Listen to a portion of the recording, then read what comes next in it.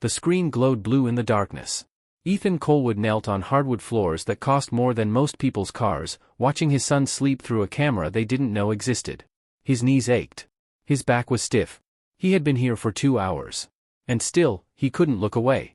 The twins lay in their adapted beds. Marcus on the left. Miles on the right.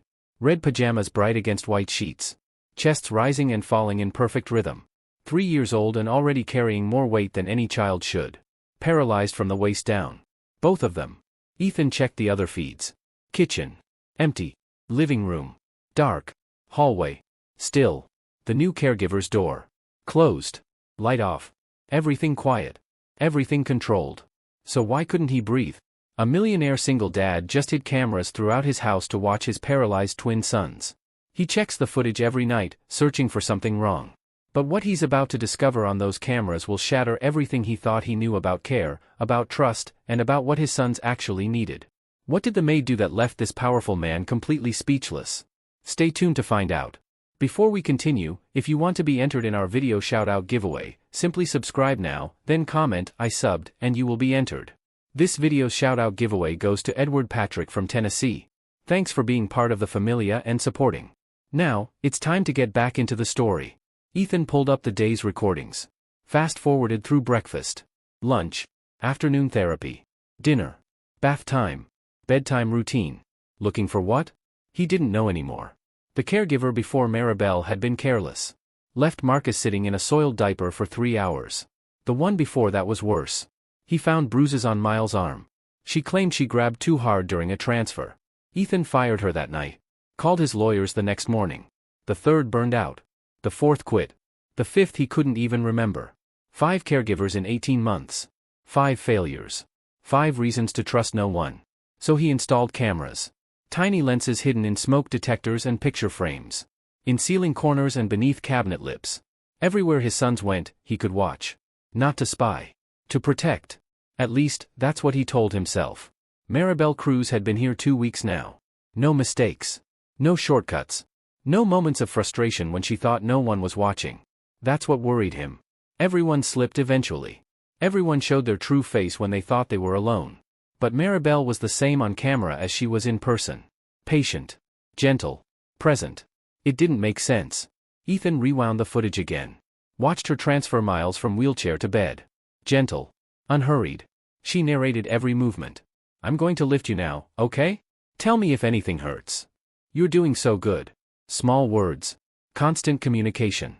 Like Miles was a partner in his own care, not a package to be moved. No one had ever done that before. Ethan paused the footage. Stared at the frozen image of Maribel's hands cradling his son. He should be relieved. Should be grateful. Instead, he felt something he couldn't name. Something that sat heavy in his chest and wouldn't let him sleep. He checked the cameras again. The twins were still sleeping. Maribel's door was still closed. Nothing was wrong. And somehow, that unsettled him most of all. Rain on a windshield. That's what Ethan remembered most. Not the impact. Not the screaming. Not the silence that came after. Just rain, sliding down glass, while Janelle stopped breathing in the seat beside him. 3 years ago. Interstate outside Columbus. Rain-slicked roads. Poor visibility. Another driver crossed the median. The collision lasted 3 seconds. The aftermath would last forever. Janelle was 31. Healthy. Beautiful. The kind of woman who made every room brighter just by entering it. She didn't survive the drive to the hospital. The twins were 18 months old. Strapped in car seats in the back. They survived. But not unchanged. Spinal injuries. Both of them. The same accident. The same damage. The same sentence. Paralyzed from the waist down. Before they'd even learned to walk. They never would. Ethan spent the first month in a fog. Hospital corridors. Insurance paperwork. Therapy consultations. Funeral arrangements. The mechanics of grief, handled like a business transaction because feeling it would have destroyed him. The second month, he hired help. A nanny. A night nurse. A physical therapist. Occupational therapist. Speech therapist. He built a team like he built companies. Efficient. Optimized. Controlled. The third month, the nanny quit. The fourth month, the night nurse was fired. By the 6th month, Ethan had learned something that no amount of money could change. People failed. Systems worked. So he built systems. The house became a controlled environment. Routines documented. Schedules laminated. Medications tracked in spreadsheets. Every transition planned to the minute. And quietly, without telling anyone, he installed the cameras. He remembered the night he made that decision. Standing in the twins' empty room. Holding a camera no bigger than a quarter. Hands shaking. One of the caregivers had hurt Miles. Left bruises on his arm. And Ethan hadn't known until bath time. Hadn't seen it happen. Couldn't prove anything beyond his son's word and the marks on his skin. Never again. He hid the first camera behind a picture frame. The second inside a smoke detector. The third in a vent. More followed. Kitchen. Living room. Hallway. Playroom. Every common space. Every angle covered. He told himself it was insurance. A safeguard. What any good father would do. But as he connected the feeds to his phone, his tablet, his office computer, he knew the truth. This wasn't protection. It was obsession dressed in reasonable clothes. And he couldn't stop. She asked one question during the entire interview. 1. Ethan had prepared for dozens. Salary expectations. Schedule flexibility. References and certifications. Emergency protocols. The standard interrogation he gave every candidate. Maribel Cruz sat across from his desk in simple clothes. Hair pulled back. Hands folded in her lap. Resume between them, nothing impressive. No advanced degrees. No specialty certifications. Just experience. Years of it. With children like his. She didn't comment on the house. Didn't ask about his business. Didn't gush over the size of the office or the view from the window. She just waited. Patient. Like silence didn't bother her. Ethan ran through his questions. Experience with disabled children. Physical therapy knowledge. Emergency training. Dietary restrictions. Sleep schedules. She answered everything simply. No embellishment. No emotional appeals. Then she looked at the photos on his desk. Marcus and Miles. Taken before the accident. Standing on chubby legs. Grinning at the camera. Janelle's arms around them both. Do they like music? Ethan blinked. What? Your sons. Do they like music? He opened his mouth to answer. Then closed it.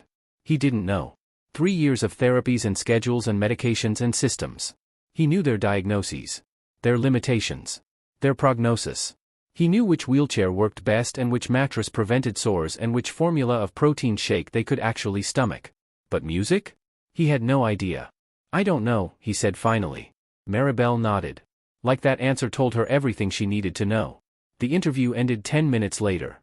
Ethan shook her hand. Told her he'd be in touch. Walked her to the door. That night, he reviewed the footage of their conversation. Watched himself ask the standard questions. Watched her give the standard answers. Watched the moment she asked about music. He replayed it 4 times.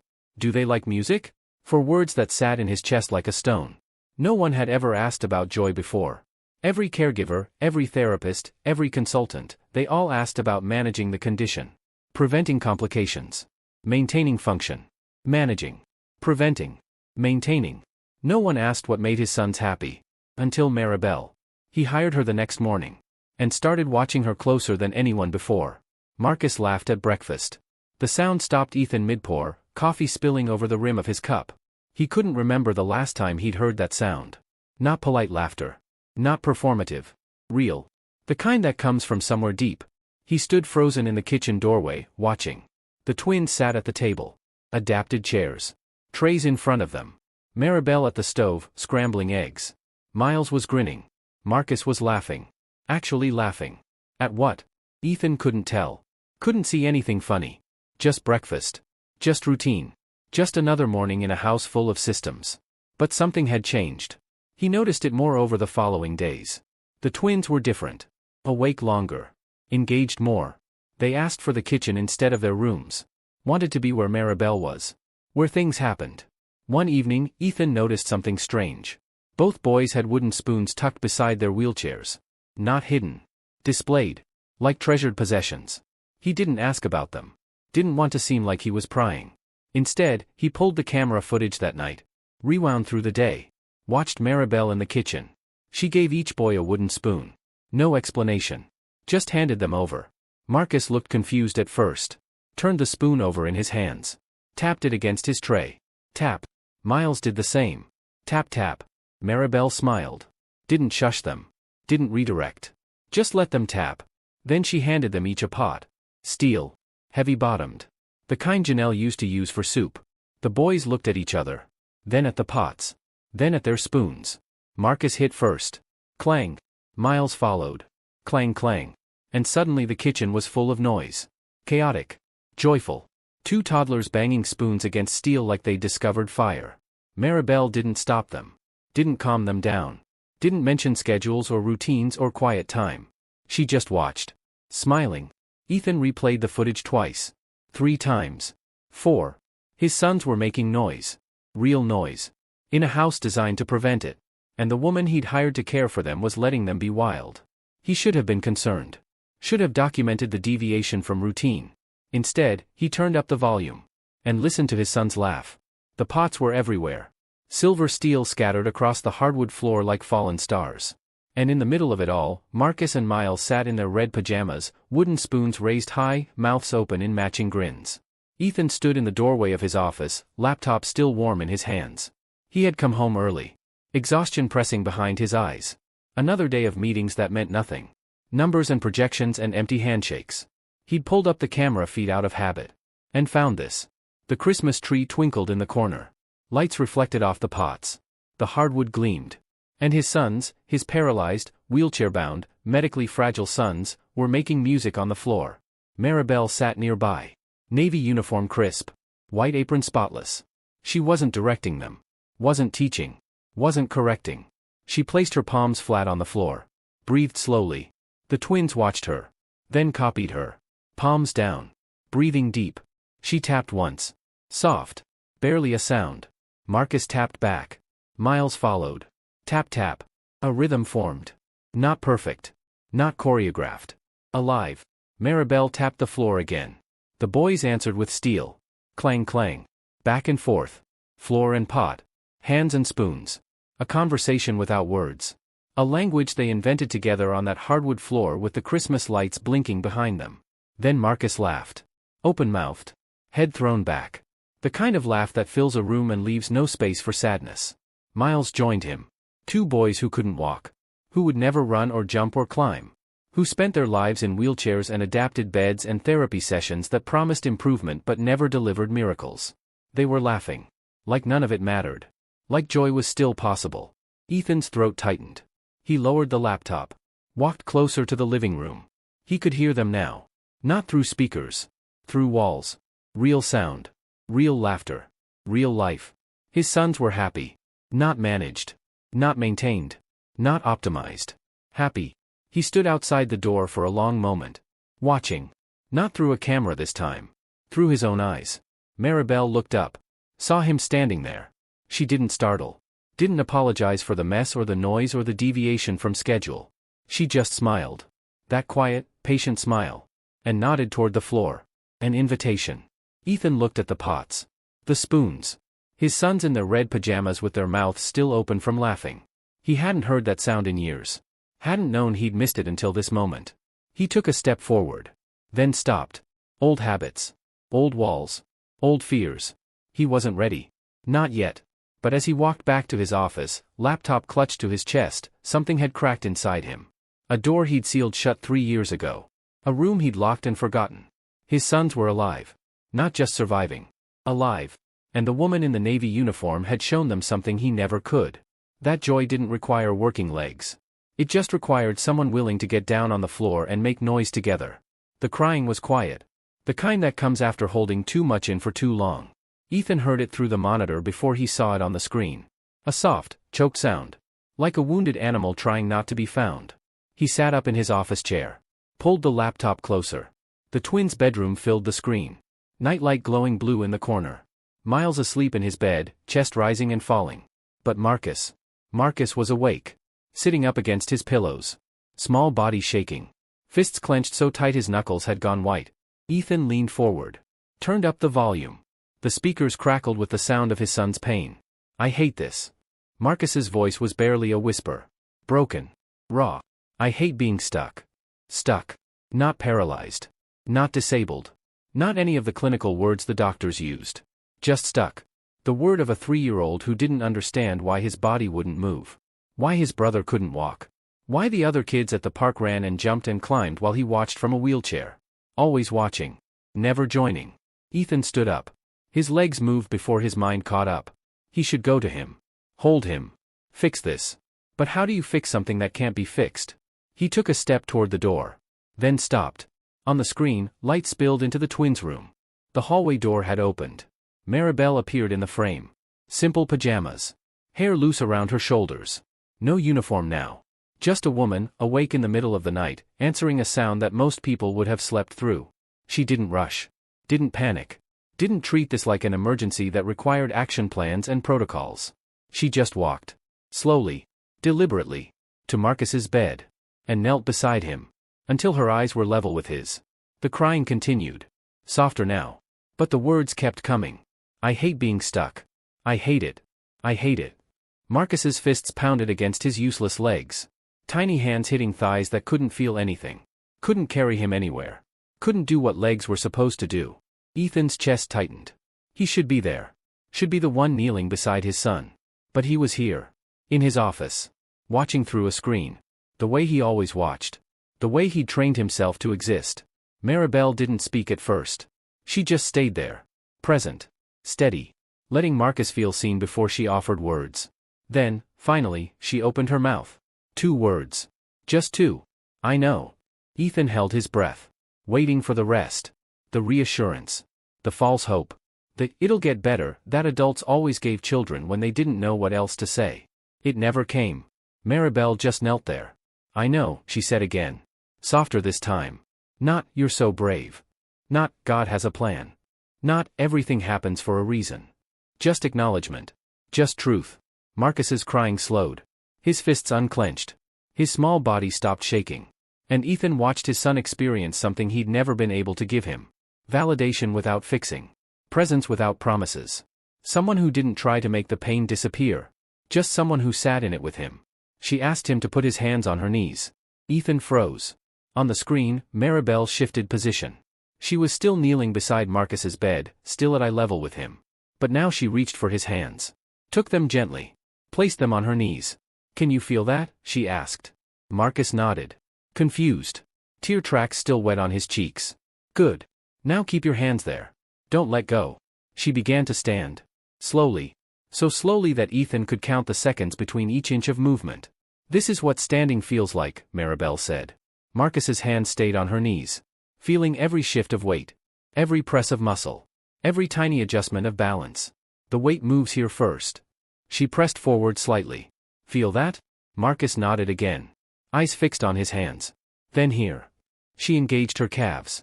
Rose another inch. Your body remembers how this works. Even when it can't do it alone. She reached full standing. Marcus's arms stretched up with her. His palms still pressed against her knees. His face lifted toward hers. For a moment, neither of them moved. Then Maribel lowered back down. Just as slowly. Letting Marcus feel the descent too. The shift of weight. The release of tension. The way a body moves through space when it can move freely. Movement isn't just walking, she said when she was kneeling again. It's connection. It's feeling. It's knowing your body is still yours. She took his hands off her knees. Placed them on her feet. This is what walking starts with. She shifted her weight. Heel to toe. Heel to toe. Marcus pressed his palms against her feet. Feeling the motion. The rhythm. The possibility. Different doesn't mean gone, Maribel said softly. Your legs work differently now. That's not broken. That's just different. Marcus looked up at her. The tears had stopped. His breathing had steadied. Something in his small face had shifted. Not hope exactly. Something more grounded than hope. Understanding, maybe. Or acceptance. Or just the relief of being told the truth by someone who wasn't afraid of it. Thank you, he whispered. Maribel tucked his blanket around him. Thank you for trusting me, she replied. Then she stood. Quietly. The way she did everything. She walked to the door. Paused. Looked back at Marcus one more time. He was already asleep. Peaceful. For the first time in months, he hadn't cried himself to exhaustion. He'd been met where he was. Acknowledged. Held without being fixed. And he'd found rest. The door closed behind Maribel. The room went still. Ethan sat in his office. Screen still glowing. Hands still shaking. He tried to stand. His legs buckled. He caught himself on the edge of the desk. Then lowered into his chair. And cried. Not the controlled tears he allowed himself at night. Not the performative grief he'd shown at Janelle's funeral. Real crying. The kind that comes from somewhere deep. Somewhere protected. Somewhere he'd locked away 3 years ago and never opened since. Because what shattered him wasn't what Maribel did. It was what she didn't do. She didn't promise Marcus would walk again. Didn't frame his pain as inspiration. Didn't turn his suffering into a lesson for anyone else. She gave him dignity. She gave him truth. She gave him exactly what Ethan had never been able to give. Because Ethan was too busy watching. Too busy controlling. Too busy protecting to actually love. His tears fell onto the keyboard. Blurred the screen. Soaked into the wood of his desk. And somewhere in that flood, something cracked open. A door he'd sealed shut. A room he'd forgotten existed. A father who'd been hiding behind cameras finally seeing what his sons actually needed. It wasn't systems. It wasn't control. It wasn't perfect schedules and laminated routines. It was someone willing to get down on the floor. Someone willing to tell the truth. Someone willing to stay. Morning light filled the office. Ethan hadn't slept. The screens were dark now. He'd turned them off hours ago. For the first time in 3 years, the silence didn't terrify him. He showered. Put on casual clothes. No suit today. No armor. No barriers between himself and what came next. The twins were in the kitchen when he came downstairs. Laughing. Wooden spoons in hand. Tapping rhythms on their trays while Maribel scrambled eggs at the stove. She looked up when he entered. "Good morning, Mr. Colewood." "Ethan," he said. "Please. Call me Ethan." Something flickered in her eyes. Surprise, maybe. Or understanding. She nodded. "Good morning, Ethan." He poured himself coffee. Watched his sons play. Listened to the sound of spoons against plastic. The ordinary music of an ordinary morning. Except nothing was ordinary anymore. "Can we talk?" he asked. "After breakfast? In my office?" Maribel set down the spatula. "Of course." An hour later, she sat across from his desk. Same chair as her interview. Same folded hands. Same patient presence. But everything else had changed. Ethan took a breath. Deeper than he'd taken in years. "There are cameras in the house." The words fell between them. Heavy. Sharp. "I installed them after one of the previous caregivers hurt Miles. I couldn't trust anyone. So I watched. Everything." He couldn't meet her eyes. "I saw you with the pots. The spoons. The rhythm you created with them." His voice cracked. "I saw you with Marcus last night. When he was crying. What you did for him. What you said." He forced himself to look up. "I've been watching for weeks. And I'm sorry. I should have told you. Should have trusted you. Instead I treated you like a suspect in my own home." Silence filled the office. Ethan waited for anger. Betrayal. The resignation letter he probably deserved. Maribel was quiet for a long moment. Then she spoke. "I figured." Ethan's head snapped up. "What? Houses like this don't install silence by accident." She gestured at the walls. "The corners. The places where his cameras hid. The walls are too thick. The corners too clean. I noticed the cameras on day 2. The one behind the picture frame. The one in the smoke detector." She shrugged. "I decided to ignore them." Ethan stared at her. "Why?" "Because your sons needed care more than I needed privacy. And if you needed to watch to feel safe, then that was okay. Until you didn't need to anymore." She leaned forward slightly. "You're telling me now. That means something changed." Ethan nodded slowly. "Last night," he said. "Watching you with Marcus. I realized I've been so busy controlling everything that I forgot to actually be there. I've been watching my sons through screens for 3 years. But I haven't really seen them." He reached into his desk drawer. Pulled out a folder. Contract. Bonus structure. Benefits package. He slid it across the desk. "I want to offer you more money. A permanent contract. Security. Whatever you need to stay." Maribel looked at the folder. Didn't open it. Didn't touch it. "I don't need more money," she said. Ethan's hand froze. "Then what do you need?" "Just let me stay." 4 words. 4 words that dismantled every defense Ethan had built. Maribel pushed the folder back across the desk. "Your sons don't need another person who's paid to care. They need someone who chooses to." Ethan shook his head slowly. "I don't understand." "Yes you do." Her voice was gentle. Patient. The same tone she used with Marcus and Miles. "You've watched me for weeks. You know I'm not here for the salary. I'm here because your sons deserve someone who sees them. Not their condition. Not their limitations. Them." She stood. "The contract would make me an employee. With obligations and expectations and performance reviews. I'd rather stay as someone who wants to be here. No strings. No terms. Just choice." She walked toward the door. Stopped. Looked back at him. "Every day I wake up, I choose them. That's worth more than any bonus you could offer. She left. The door clicked shut behind her. Ethan sat alone in his office. The folder still on his desk. Unopened. Unnecessary. That night, he walked through the house. Room by room. Finding the cameras he'd hidden. The one behind the picture frame in the living room. He took it down. Placed it in a box. The one inside the smoke detector in the hallway. Disconnected. Added to the box. The one in the kitchen, aimed at the stove where Maribel cooked breakfast every morning. Removed. The one in the playroom, pointed at the corner where the twins banged their pots. Gone. One by one, he dismantled the surveillance system he'd spent 3 years building.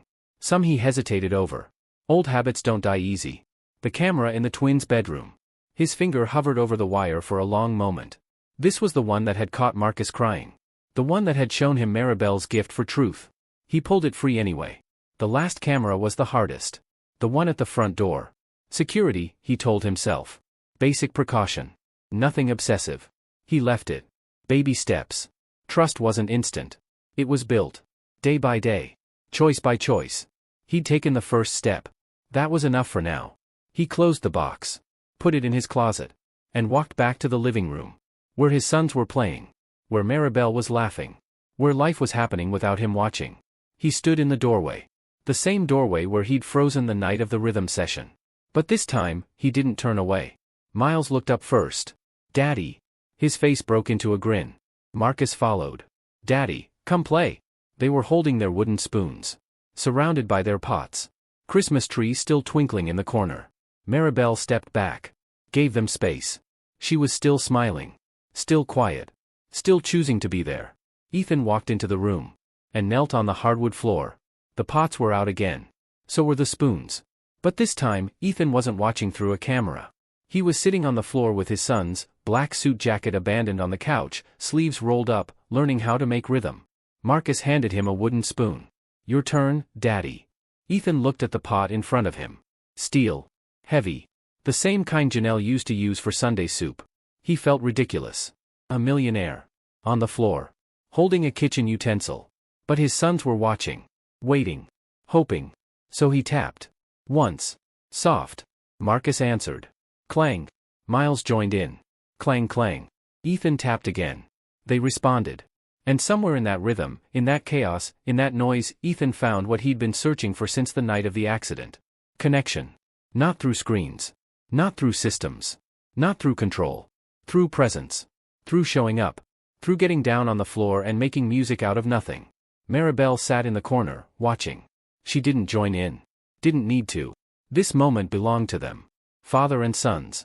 Learning each other again. The Christmas tree lights twinkled behind them. The hardwood floor gleamed. And for the first time in 3 years, Ethan Colewood wasn't watching his family. He was part of it. Later that night, after the twins were asleep and the pots were put away, Ethan stood in his office. The screens were still dark. The cameras still disconnected.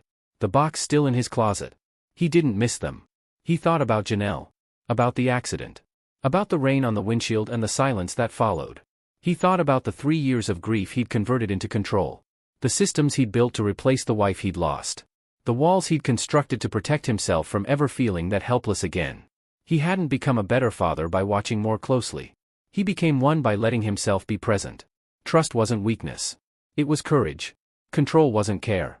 It was fear wearing a better suit. His sons didn't need a perfect environment. They needed him. Imperfect. Uncertain. Learning. But there. Actually there. Not behind a screen. Not watching from a distance. But on the floor. With the pots. And the spoons. Making music out of chaos. If this story moved you, if it reminded you that presence matters more than perfection, share it with someone who needs to hear it today.